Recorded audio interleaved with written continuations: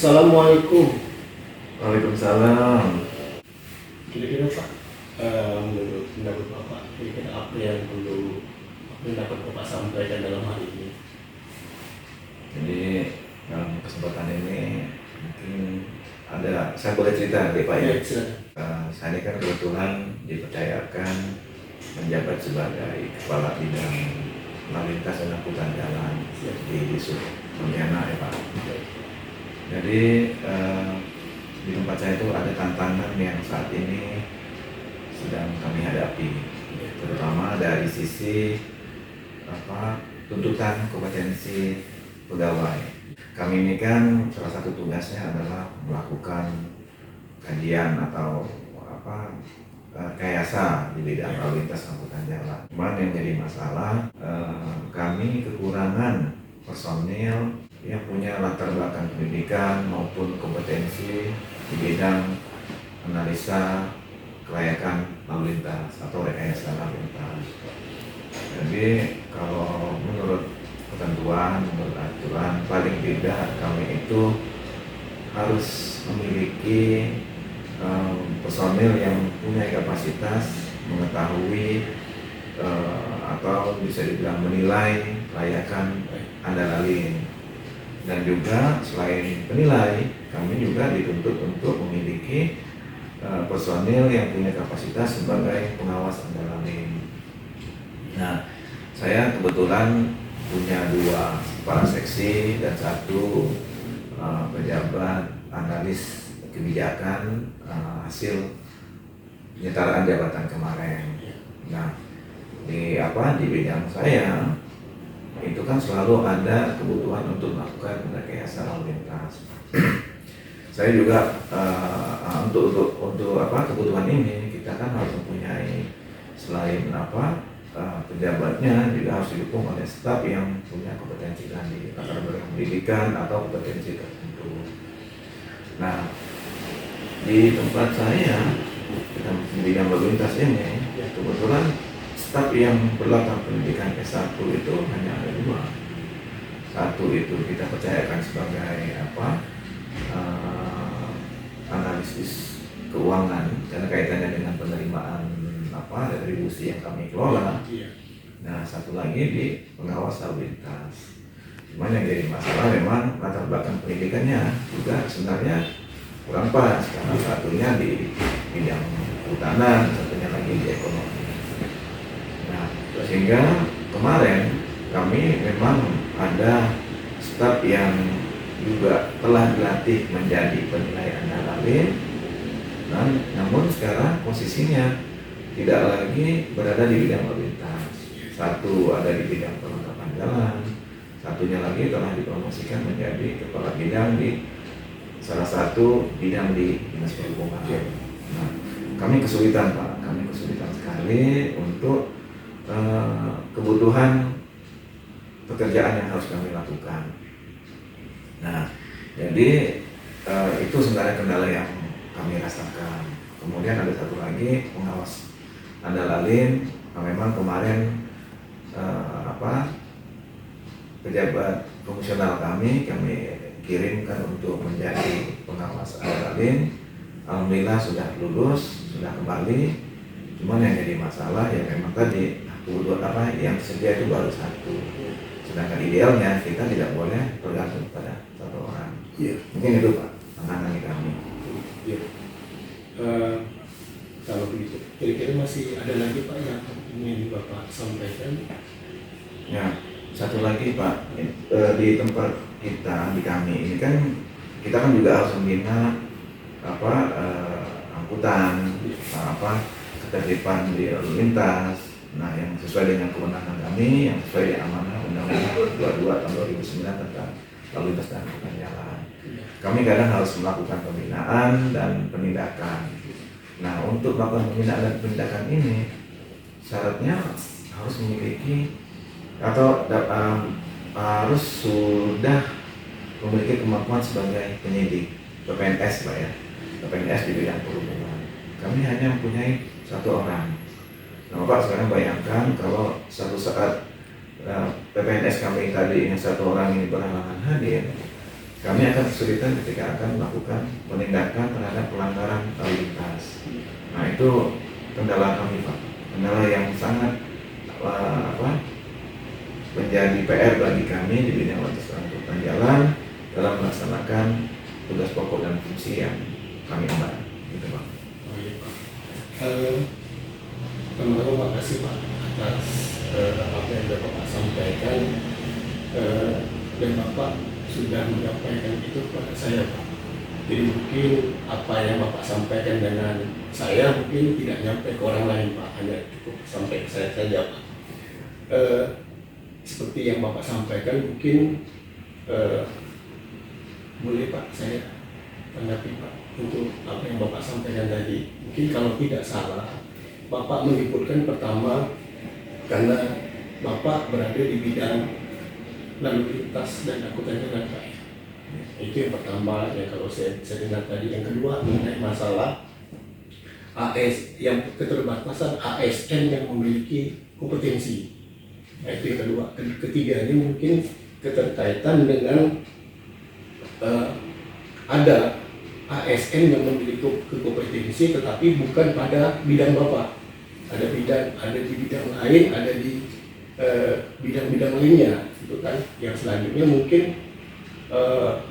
yang dapat saya terima tadi mungkin keterkaitan dengan keterbatasan PPNS yang Bapak miliki. Itu kalau nggak salah tadi saya dengar hanya satu Pak ya, mungkin seperti itu. Apa seperti itu Pak yang disampaikan tadi Pak ya? Jadi kira-kira harapan Bapak dalam hal ini apa kira-kira Pak ya, harapan Bapak? Ya, kami tentulah ingin mempunyai kondisi yang ideal. Artinya meskipun tadi penilaian lalu lintas itu kita ada beberapa orang, tetapi kan tadi tidak langsung bertugas di bawah bidang kami, sehingga kita khawatir, ada sedikit khawatir apabila bidang tersebut juga memerlukan personil yang bersangkutan. Kami juga memerlukan pada saat kami juga memerlukan kebutuhan mereka sebagai penilaian lalu, tentulah menghambat apa yang menjadi tugas kami Pak. Itu yang pertama Pak. Jadi kami ingin kalau bisa ya di tempat kami di bidang lalu lintas angkutan jalan tersedialah personil yang memiliki kapasitas sebagai penilai adrenalin dalam jumlah yang cukup. Karena kalau di ketentuan itu Pak, minimal itu kan ada 3 orang. Meskipun sekarang jumlahnya mencukupi, tapi tadi Pak di bidang-bidang yang terpisah itu akan sangat menyulitkan kami ketika beban kerja kami mungkin bertambah. Itu.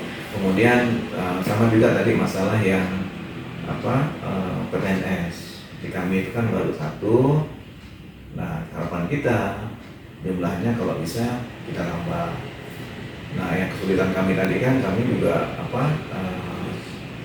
mempunyai staf yang terbatas yang berlatar pendidikan sarjana.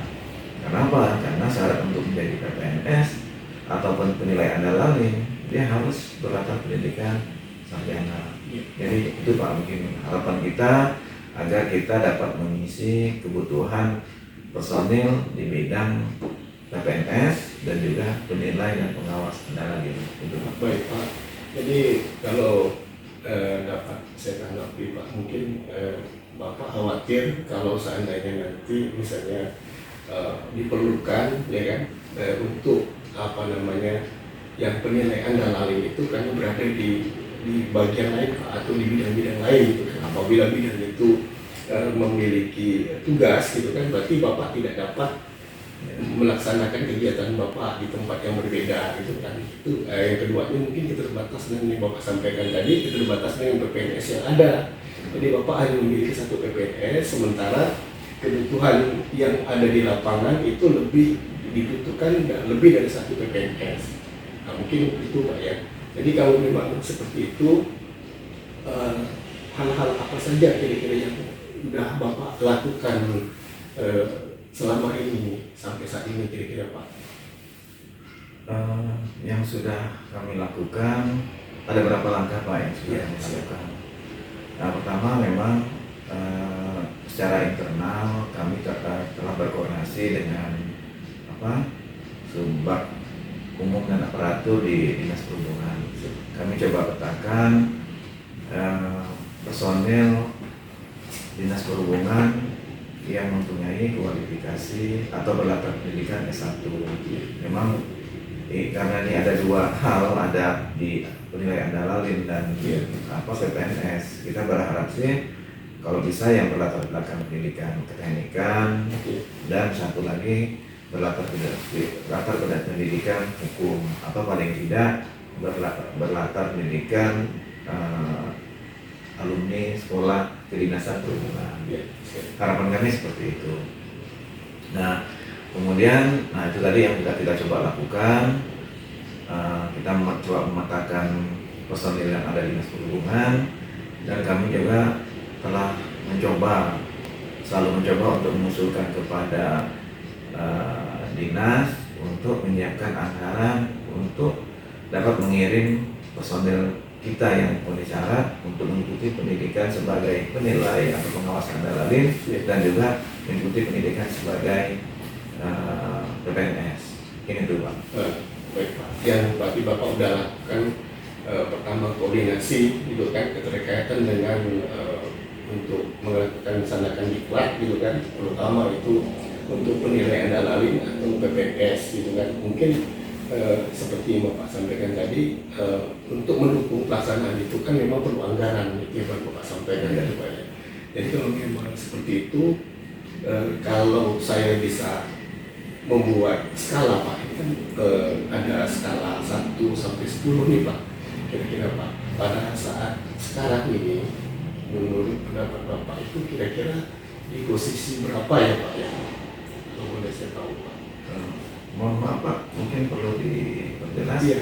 Tadi skala 1 sampai 10, 1 gimana, 10 gimana Pak? Pak. Jadi maksud saya dari skala 10 ini kan yang terendah Pak. Jadi skala 10 saya berikan 1 sampai ke 10. Jadi kira-kira fasenya itu dari 1 sampai 10 bisa Bapak lakukan 2, 3, 4, 5, 6, 7, 8, 9, 10. Kira-kira pada hari ini kita melakukan coaching ini, itu menurut pendapat Bapak berada di posisi yang di mana? Kalau menurut saya mungkin sekarang antara 7 atau 8 Pak. Ya. Itu Pak, mungkin 7 atau 8. Ya. Kira-kira Pak, ada ide lain nggak Pak selain yang Bapak sudah laksanakan tadi, lakukan tadi, sekarang masih ada ide lain nggak kira-kira untuk sampai saat ini? Mungkin yang akan kami coba lakukan adalah kami mungkin dengan seizin pimpinan tentunya ya, kami akan mencoba untuk membuat surat permohonan kepada Bapak Wali Kota, mungkin melalui dinas atau badan kepegawaian daerah untuk meminta tambahan personil yang punya latar belakang pendidikan S1 dengan basic tadi, kalau tidak hukum, keteknikan, atau mungkin dari sekolah perhubungan darat. Dan itu kemudian langkah berikutnya kami mungkin mencoba berdiskusi juga tadi dengan bidang atau bagian umum dan aparatur kami untuk melihat apakah kami punya dana yang cukup untuk mengikut sertakan personil yang ada di kami untuk melakukan iklan.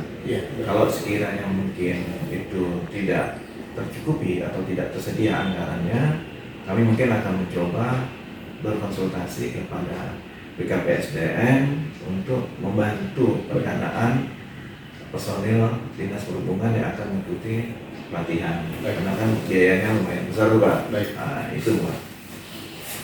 Jadi ini Pak, mungkin kalau seperti itu mungkin bisa kita akhiri Pak ya untuk sesi casing ini. Mungkin seperti yang Bapak sampaikan tadi, kan masih menunggu nih Pak, Bapak mengusulkan gitu kan, terus dari kepala dinas terus diusulkan ke BKSDM terkait dengan Bapak sampaikan tadi gitu kan.